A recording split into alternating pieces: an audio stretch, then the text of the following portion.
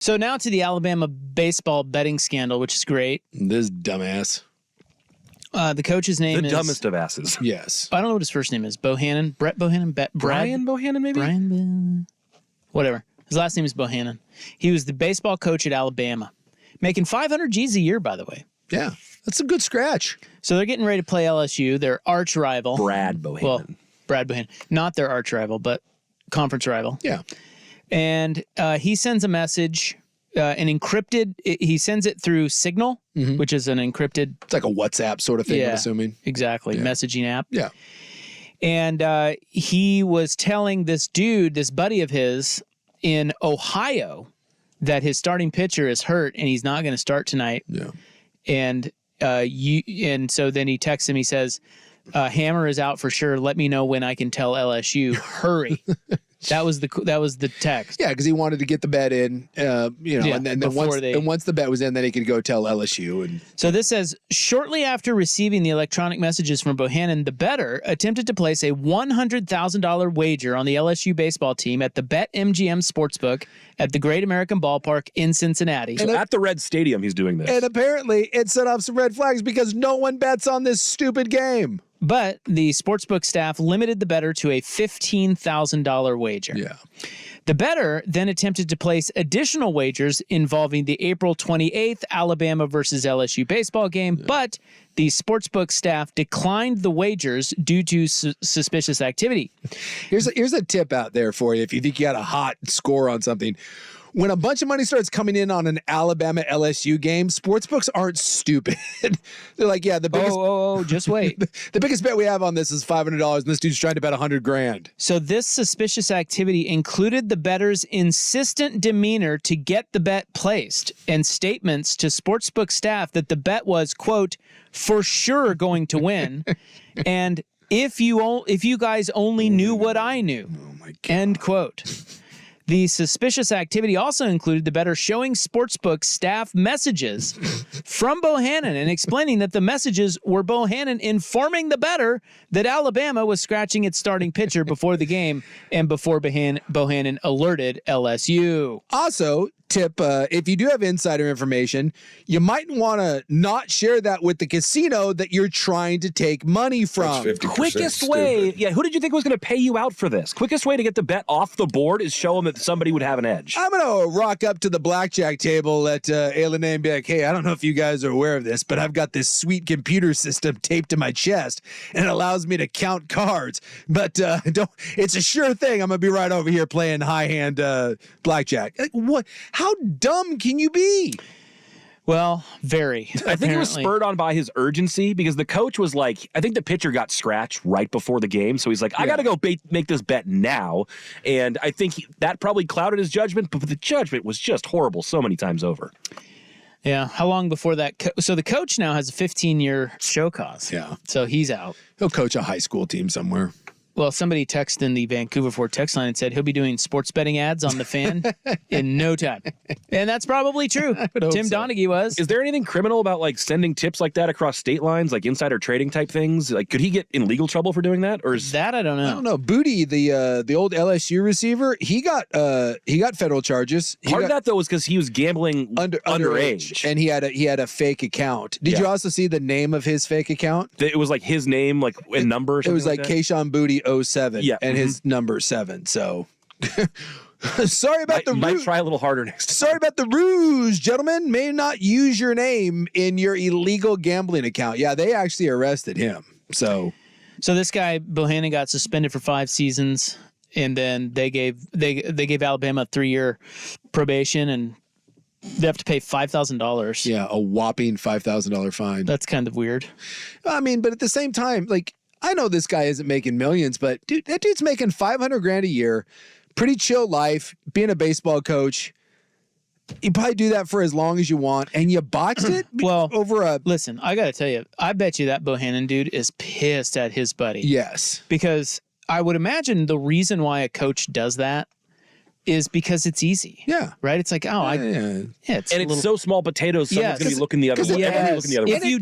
If on the other end, the guy you're texting this information, if he does his stuff right, No one's going to catch that. No. You got to have multiple people in different parts of the country to place the bets. And to his mind, it doesn't affect the outcome of the game, right? Nothing changes. He's not scratching the pitcher because of a bet. He's just saying, hey, my guy's not going to go. So to him, no harm, no foul. How about this? Just have somebody else text the friend. I mean, good grief. It came straight from you. Yeah. From the dugout.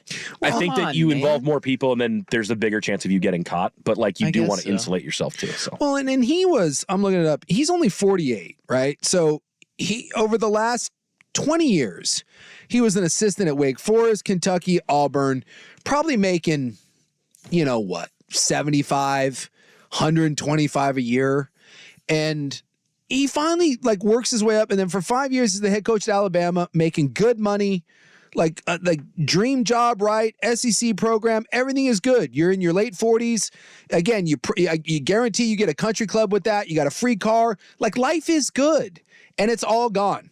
He can't get a job. He will be coaching high school baseball somewhere.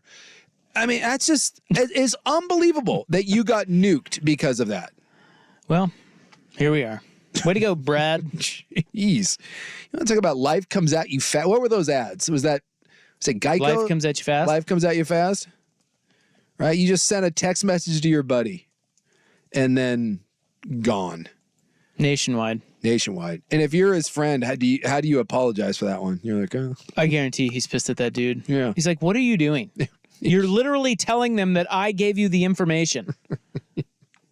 And he probably sent it to him on an Alabama phone. So they have records of that. It was like who was it? Was it Hugh Freeze that was dialing hookers? Yep. Yeah. On a Ole Miss cell phone. Yeah. Hugh, man, just, burner phone, dude. Burner phone. If you're going to get hookers. It doesn't seem that hard, does it? And the funny thing is, it seems like he thought he was being pretty sly with the whole encryption app. They'll never catch me now. Never figure this out. Jeez. I wonder how much of that stuff goes on, though. Because I know a lot. I remember more than you think. When that guy first got caught, I remember there was a lot of athletes on teams coming out saying, dude, we're always sharing information about injured players or this and that. Yeah, because we have, already so far we've had the Iowa betting scandal. I mean, it's happened at a dozen places where we've had this with athletes or coaches, and the NFL's had a couple of these. I would just like to believe that people are getting smarter because the books, the casinos or the books that are taking these bets, they take this seriously because the state regulators are not going to screw around. They'll pull a damn license. So it's the books, I guess, that in the NFL that are ratting people out. The NFL doesn't have to look into this. The casinos are like, no. Not only do you not try to rip off a casino, but you sure as hell don't mess around with their license when it comes to sports gambling. And if you're wondering who won the game, because he did have a $15,000 bet, although I imagine they didn't. I don't think. I mean, you probably don't cash that, right? Well, I'm guessing they don't pay him out. Yeah, that's what I'm saying. But LSU, they got him. Beat him. Yeah. So he was going to win his $100,000. Yeah. Or in this case, 15,000. I wonder if he did. I wonder if he did get if they had to honor it. No. I'm gonna ask Hugh. Dude, I've been you should ask Hugh about that. When he comes on, I want to ask how that goes. I would say this though. I've been reading. I follow a lot of different sports gambling, social media stuff. I just think it's an interesting. It's just an interesting profession, Sure. And it's different. It's an interesting angle on sports, too. Yeah, very much so. And it's very different than actually knowing, the X's and O's or, it's just, I don't know. It's an interesting follow. And some of the discussions on there are pretty good because I think there's a lot of really good sports gambling, true professional sports gambling people who give up a lot of really good information. And I don't mean information on games, but just information on how they go about their business. Yeah. And that is interesting to me. And there was a discussion I saw recently about how some of these books they're just not paying bets. Really?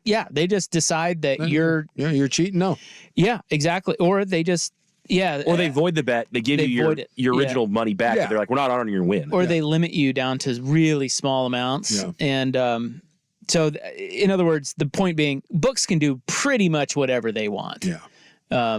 So if you think you're getting over, I'm sure there are some people that get over on books with information like this from college games because they'd go about their business in a much more sly manner. But I just feel like if you ever get anything from a book, and I mean anything, or a casino, like say they, mispay your bet and they give you an extra whatever, take it. Yeah. Because on the other side, they are giving you nothing. As a matter of fact, they will take from you at any second. Seriously. It's kind of an old school business that way. No countsies. It's like, sorry, we're not paying you out. Yeah, go lawyer up, see what happens. Exactly. Yeah. Exactly. They don't have to. It probably says it right there in the bylaws that you sign when you put your money in the account. Well, and it's one of those things like I'm sure they just laugh at litigation. I've told that story before when the NFL jobbed me when I was done with insurance and we had some nasty medical bills and the NFL was like, yeah, we're not going to pay those.